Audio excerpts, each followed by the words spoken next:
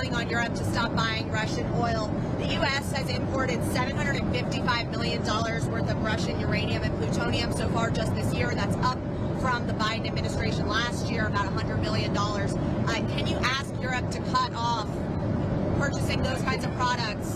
Doug, do you know anything about that? Well, yeah, absolutely. But this goes back not only drill, baby, drill, but we've got to mine, baby, mine. We allowed ourselves to fall under dependence of both China and Russia for critical minerals. America buying uranium from Russia is not acceptable. And so we're working very hard, Secretary of Energy Chris Wright, myself, to make sure that we've got a plan so that the United States can get back into domestic enriched uranium production as quickly as possible. Sir, on Venezuela, you said that, let me quote your tweet here. No boats in the water anymore. Yes, well, you said... Additional boats. You don't even find a fishing boat. You don't even find cruise liners anymore. There's nothing in the water near Venezuela. It's actually strange. You know what that means? That means there are no drugs coming in.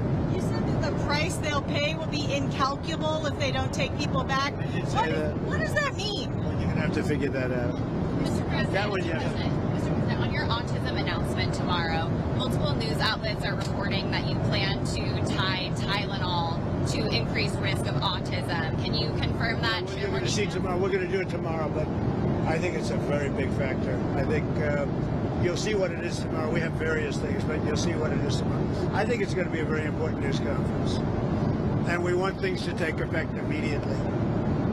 You know, if there's a question, even if there's a question, you just do it, right? But great research has been done. You know, when you think, if you think that, let's say 15 years ago, they had 1 in 10,000 were born with autism, and now it's, think of it, 1 in 12, 1 in 10. Boys, 1 in 10 or 12. Two different studies. Girls, it's 1 in 20. Can you imagine 1 in 20? And let's see, 22 years ago, it was 1 in 20,000. But it got down to 1 in 10,000 about 17 years ago, and now it's 1 in 12. Actually, boys are 1 in 12 and 1 in 10. I mean, can you imagine 1 in 10? And it was 1 in 20,000? So there's obviously something artificial that's really wrong, and we think we know what that is. Are you planning to announce any link between vaccines and autism? Tomorrow. Vaccines are very interesting. They can be great, but when you put the wrong stuff in them, they're not. And you know, children get these massive vaccines like you'd give to a horse. Like you'd give to a horse. And I've said for a long time, I mean, this is no secret, spread them out over 5 years.